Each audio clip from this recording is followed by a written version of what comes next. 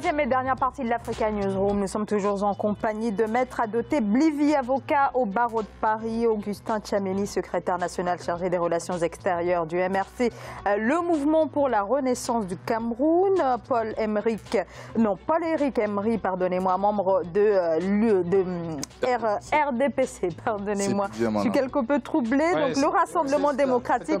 Voilà, on ne me laisse pas parler du peuple camerounais. Alors, juste avant la pause, nous parlions donc de cette élection présidentielle au Cameroun. J'avais posé donc une question au sujet donc de l'opposition camerounaise. Est-ce que vous comprenez les Camerounais qui aspiraient peut-être à l'alternance démocratique? Est-ce que vous comprenez la déception du fait que l'opposition n'est pas parvenue à mettre en place une coalition aboutissant sur une candidature unique de l'opposition? Alors déjà, déception de qui? Si c'est du peuple camerounais, je n'en suis pas sûr. Je pense que les Camerounais sont suffisamment matures pour comprendre que dans le contexte actuel, aboutir à une coalition, c'est-à-dire qu'à une candidature unique de l'opposition, c'était presque impossible. Pour une raison qui est toute simple, c'est qu'on a des candidats qui ont des idéologies différentes, qui ont des projets divers, même si tous aspirent à une alternative à la tête du pouvoir. Alors, il faut savoir quand même relativiser les situations. Je crois que l'élection de 2018 laisse concourir 9 candidats. C'est-à-dire que c'est pour la première fois, c'est l'élection où on a le moins nombre de candidats possible. Donc c'est déjà une très bonne chose. Ça, c'est d'un. Et puis de deux, je pense aussi qu'on est dans un système électoral à un seul tour. D'accord? Autrement dit, c'est un système électoral dans lequel tous les candidats sont avantagés ou désavantagés par le système. En tout cas, tous les candidats qui ont des projets sérieux. Alors, il n'en demeure pas moins qu'une candidature unique de l'opposition vous aurait plus favorisé. Alors, aurait permis d'espérer quelque chose. Sans aucun doute. Mais si aujourd'hui on craint que l'opposition perde à cause de l'absence d'une candidature unique, c'est qu'il conviendrait de craindre que même avec une candidature unique, on risquerait quand même de perdre. Je m'explique. Vous avez aujourd'hui ce discours de dire que l'opposition est obligée d'avoir un candidat unique. Discours développé par ailleurs par nos adversaires. Le candidat sortant. Je ne connais pas un système dans lequel l'adversaire vous dit tout de suite que si vous n'adoptez pas telle stratégie, vous allez perdre. Donc, on est dans un discours qui est préparé pour justifier d'éventuelles fraudes. Il faut savoir que si on va dans une élection aujourd'hui transparente, le candidat sortant ne pourrait même pas être 8e. Et si on va dans une élection à candidature unique, mais qui n'est pas transparente, rien ne garantit qu'on gagnerait. Donc la question est ailleurs. Il ne faut pas endormir les Camerounais avec des choses... Alors ça reste une question que de nombreux Camerounais se posent. Alors je termine juste en précisant que, en ce qui concerne le MRC, nous sommes le parti le plus rallié aujourd'hui par des ténors qui partent à la fois du RDPC ou des autres partis. Je ne parlerai pas du G20 inutile qu'a fait nos adversaires en face, mais je parle des ralliements sérieux. Nous sommes le parti qui avons accueilli le plus grand nombre de ralliements sérieux et qui sont venus positionnés pour remporter l'élection. Paul Emery. Alors, pour répondre concrètement à votre question, pourquoi est-ce que l'opposition n'arrive pas à se coaliser? Je pense que mon collègue du MRC n'a pas pu répondre à la question juste parce qu'il élude les faits. Aujourd'hui, concrètement, sur le terrain, on a affaire à quoi? On a affaire à ce qu'on appelle le repli identitaire. Le repli identitaire.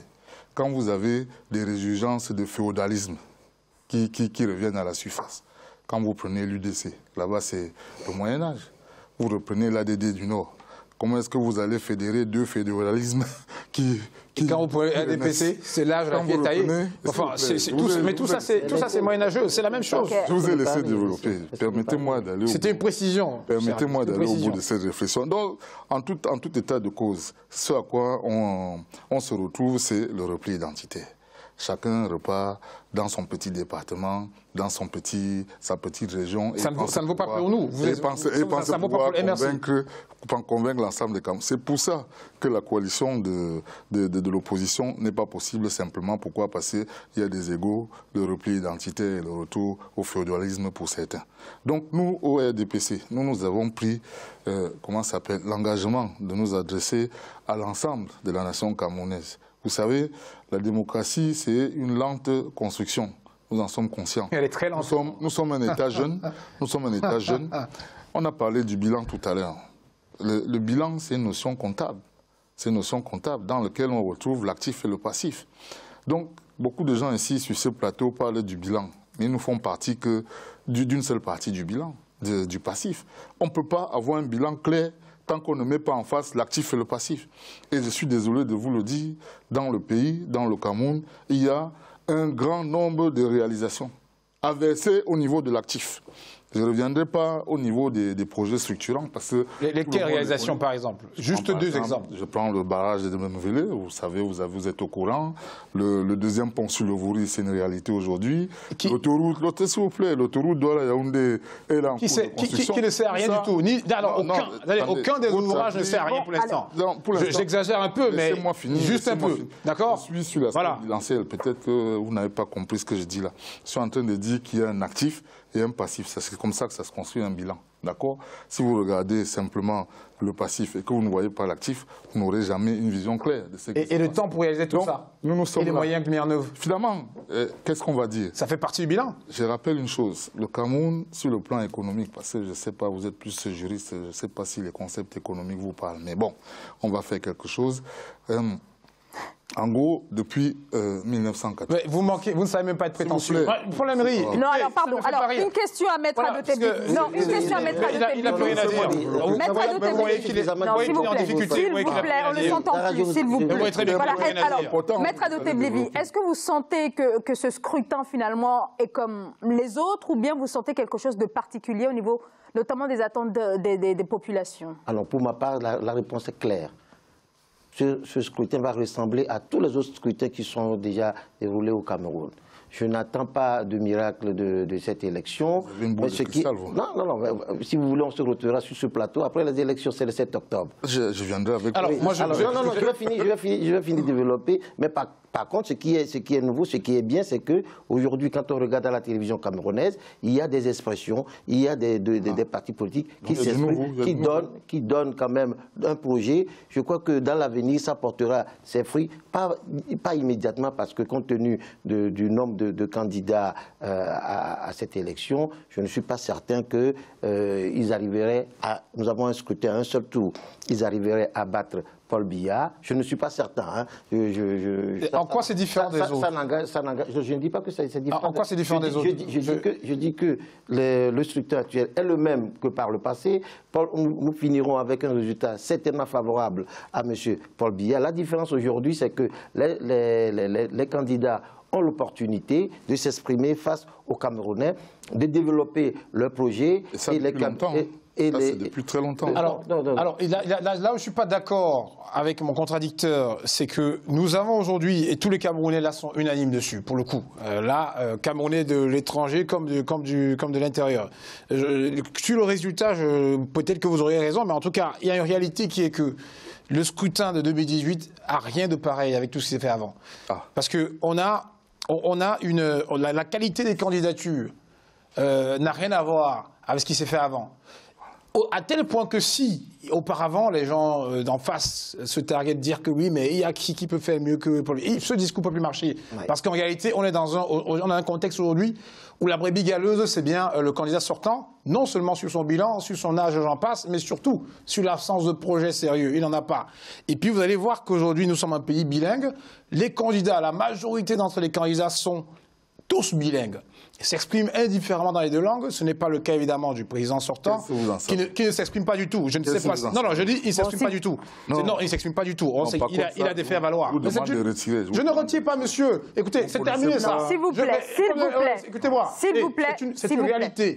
On dit plus du bras gauche retirer ça. C'est une vérité. Il ne s'exprime pas. Non, s'il vous plaît. Voilà, on va garder ce débat sérieux. Le débat est sérieux, Zahra. Écoutez-moi, le débat est sérieux. Je vous dis, posez la question à mon contradicteur quelle est la dernière sortie de son candidat pour faire sa dernière sortie de quand? Attendez. Il s'est exprimé quand pour la dernière fois? Vous me permettez de répondre? Allez-y. Bien, écoutez, vous savez, une chose est de dire que vous posez des questions sur la dernière sortie du président. Oui, de Paul Biya, pour s'exprimer, c'était quand? De dire que vous connaissez son niveau de maîtrise de la langue. Non, je vous ai dit qu'il ne s'exprime pas. Non, pardon, là... Voilà. J'entends bien, donc on est dans un scrutin qui est... S'il vous plaît. Mais je ne retirerai pas. Donc on est dans un scrutin qui est sérieux, beaucoup plus sérieux que les scrutins précédents. Votre crainte, on ne peut pas dire... qu'elle ne soit pas fondée. Je vous cède la parole. On peut courir le risque des fraudeuses électorales habituelles. D'ailleurs, le président Boris Kamto l'a dit sur RFI récemment, la fraude est dans l'ADN du RDPC. On le sait tous les candidats le savent, nous les premiers. Donc les candidats, en tout cas, nous sommes préparés en conséquence. Et les Camerounais sont plus que jamais mobilisés. On n'a jamais vu les jeunes aussi mobilisés. Je vous rappelle que nous avons eu notre meeting d'ouverture samedi qui a été interdit à la suite de l'autorisation que nous avons obtenue. Alors la réponse de Paul Emery. Et que les gens ont bravé, les gens ont refusé et ont bravé les forces de l'ordre pour que le meeting ait lieu. Ce qui veut dire qu'on est capable désormais de défendre notre vote au cas où il serait favorable. Votre réponse, Paul Emery. Est-ce que vous pouvez l'arrêter? Alors, sur l'ensemble... M'arrêter que j'ai volé?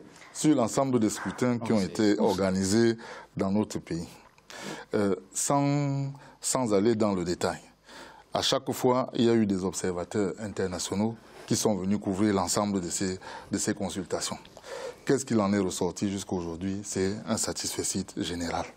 Donc, alors, quand on parle de fraude électorale, je ne sais pas si on parle d'élections fiction ou on parle d'élections vraiment concrètes. Je puis vous dire ici que l'organisme ELECAM, qui est en charge de l'organisation de ce scrutin, travaille sérieusement. Je pense qu'il a pu produire jusqu'à maintenant les 9 candidats. Personne n'a pu se plaindre. Comment ça s'appelle? On s'est plaint. Attendez, s'il vous plaît. On s'est plaint. Vous êtes plaint. Des bureaux de vote dans les cases militaires. Vos conclusions, s'il vous plaît. Oui, la Cour constitutionnelle a enregistré un certain nombre de doléances. Elle lui a répondu.